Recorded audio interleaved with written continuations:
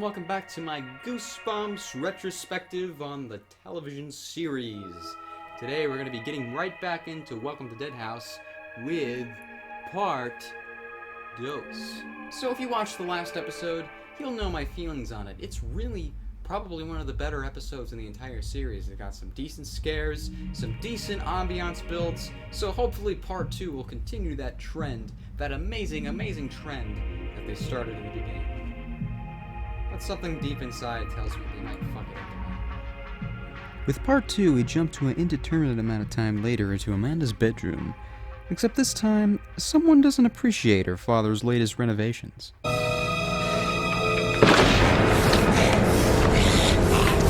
Amanda rightfully alerts her family, only to be torn down again.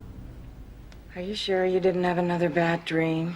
At least check the room first before you come up with your damn excuses, lady.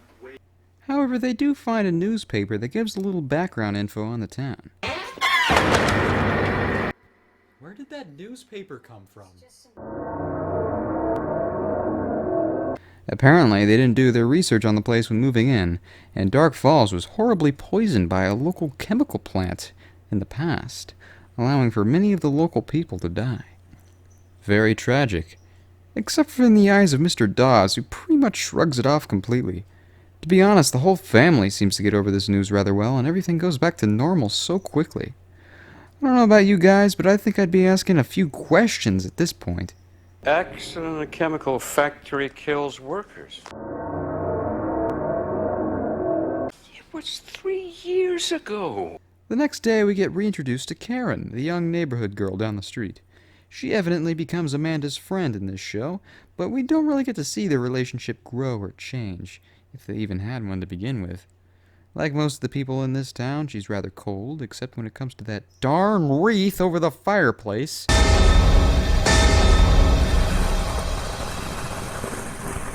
Using the power of stings, Karen wins over her prey by convincing Amanda that the wreath is the cause of all of the problems. The evil holes in the wall, the dog freaking out, all those horrible things in her bedroom, it's all the wreath. Karen's claims are only bolstered, however, later, when Josh comes running in with terrible news. He's gone! He's gone! There's a big hole in the fence. Looks like something ripped it apart. I checked the fence when we moved in. There was no hole. You didn't check it very well. Fuck you say to me, you little shit! Apparently, their precious dog, Petey, God, that dog, has run away into the forest through a mysterious hole. In typical Goosebumps fashion, the parents are not fazed by this in the slightest. Not like they're out by themselves in a big city. It's Dark Falls, remember? I'd be a lot more concerned about that. These parents don't give a shit about anything. However, when they find him, he runs away and hides, leading the kids toward a mysterious graveyard in the middle of nowhere. This is a really weird spot for a graveyard.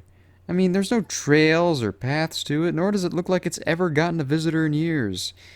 Yeah, I mean, it's got that clearly haunted look on it. I mean, let's look elsewhere. Come on. Or go in. Yeah, that's fine too. Okay, they would have seen him. Come on. As a matter of fact, how come we can't see him in the background? I'm pretty sure when they were making this episode, they just got some wrought iron fencing and some styrofoam tombstones from some Walmart somewhere and just placed them in random spots in the forest because that's what this looks like. Amanda and Josh then happen upon some strange people talking in the graveyard. People talking about eating them and their family. By sunset, we'll all eat. However, they give themselves away too quickly and the chase begins. Or so it would seem if they weren't captured so damn quickly. I'm the Watcher. But thankfully, these aren't normal undead people. These are vampire zombies. Ghost vampire zombies? I'm still not really sure about that one. Is it Zampies? Zogmies? Zambaspies? I'm tying my tongues in knots here, guys. Come on. They then make it back to the house and try to convince their stupid parents that something is wrong. Good luck trying to convince them of anything. I mean, a therapist has probably been trying to convince them for years that their marriage is obviously broken.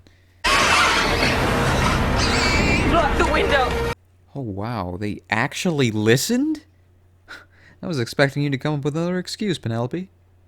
Yeah, her name's Penelope. I actually bothered to remember it this time. Amanda tries to keep up this trend of her parents believing her by convincing them to burn the wreath, because that's clearly the source of these problems and literally not anything else. As it turns out, the wreath was the only thing protecting them, and now they're royally screwed. They've been played since the beginning. Thus, we reach the climax of the episode. Zombie vampire ghosts bursting out of the walls as they continually go up the stairs. Oh god, I mean, I know they're pretty much screwed, but is going upstairs the only plan you have? That's just pathetic, guys. Come on. Go, upstairs! Upstairs! I like how this man's only plan to surviving this is to just go further up the stairs and get even more trapped. Finally in the attic with no place to go, Amanda finally realizes that the zombie ghost vampires don't like sunlight. I mean, it's about time, right? I think we've had enough clues since the beginning of the first part, and finally, it's just the kids. Did they figure it out? My god! It's a miracle. Finally, the kids are the smart ones as the ghosts become incredibly stupid and just let the kids open the windows and kill them. I mean, some escape, but most of them just stand there and allow themselves to die. It's kind of funny, to be honest.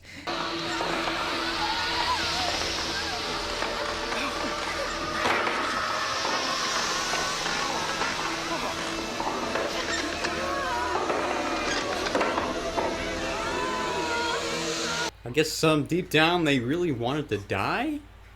I guess? Good lord. And thus the Bensons get the hell out of Dark Falls, never to return again. Oh boy. Wow, that was a pretty good episode, actually. Everything came together, no one living was hurt, and such a good climax. Oh, wait, did I forget to mention that the dog got killed? Yeah, the dog died. And then it just ends right there. God, I hate those endings. It feels like they just stopped mid-story. Are they gonna get killed by this zombie ghost vampire dog or not? I mean, what the hell, man? And so many episodes just end like this. It leaves a pit in my stomach. One thing I have to mention, though, it was just something I don't really quite understand, is the whole situation with Dawes, the real estate agent. I mean, he brings new people to town, right? And once they move in, they kill them, and those people become zombie vampire ghosts or whatever. So does this mean the town is constantly growing at an exponential rate? What happens when they run out of houses? What happens when there's no more room in Dark Falls? Do they just force them into the sunlight? I don't know, maybe I'm overthinking it. And that was Welcome to Dead House. It's got its moments. So overall, how was the episode? Well, it was actually pretty good. Despite some of the questionable acting and dialogue, and maybe even some pacing issues, I think the episode is fairly decent, with oblivious characters, exposition dumps, dumber parents, little to no character development, and the great mystery about this episode being so obvious. I'd say it's just fairly decent with all that aside. Some of these scenes in this episode just really save it. Out of both parts, though, I would definitely say that one is the best, as it has the best, most built-up scares, even though not much really happens overall. Part 2, on the other hand, is a little less focused on scares as the episode goes on, and more focused about the conclusion. We see what's really going on in the town, we get resolved somewhat quickly, and the best scenes, I would have to say, is the beginning with the hand bursting through the wall, and that climax where the whole town is just breaking into the house from behind the walls. I think for a score, I'd probably give part 1 an 8, just because on the scares and all that. In part 2, just 1 point down, a 7. Not as good as part 1, but still fairly decent. Now let's talk about comparisons, because I love talking about comparisons, and I'm sure you love hearing about comparisons. So let's talk about the book. There are some actually pretty major changes between the two. For one, the kids play a much larger part in the story, and so does the utter darkness of the town. But that aside, the huge change, with all those in mind, is the climax. As the book ends with the parents being captured in some sort of outdoor amphitheater, and the kids have to save them by cutting down a tree and shining a light on the crowd and killing them all. And there's also a scene where Ray's face, yeah, that's right, that Ray, gets killed by having a halogen flashlight held on his face. Like, his entire face literally melts off and you can see his skull. That is some crazy shit right there. I would have loved to see that. Of course, I can understand why a lot of this doesn't happen, you know. It's also a kid's show. The one decent change added was the Wreath subplot, which actually fit into the story nicely and gave a good reason as to why the Zompires couldn't immediately just kill them as soon as they came into town. That's it for the major differences, but there's also some minor ones.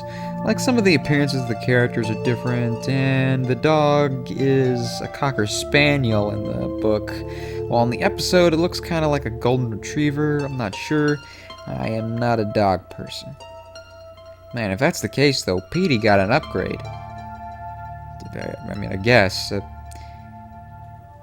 Is it? So in my opinion, is the book better than the episode? I'm gonna have to say the episode's actually the best out of these two. While there are some scenes in the book that I would love to see, I think the episode was paced a lot better for the hour runtime, and for what it really just had, I think it just did a nice job with it. They really took liberties with the script and pulled off just one of my favorite episodes. The sad thing is I kind of want to see a more mature version of this script because I think that could be really interesting. That, you know, if it was actually done well. Anyway, guys, that's going to do it for today's episode of Goosebumps Retrospective. Tomorrow we got a whole new episode for you.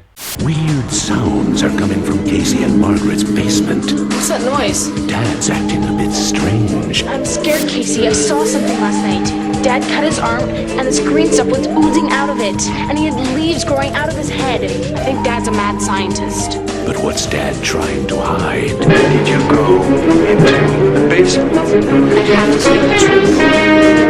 And I have a feeling the truth is in the basement. Stay out of the basement. Thanks for watching, guys, and make sure to have a scary day.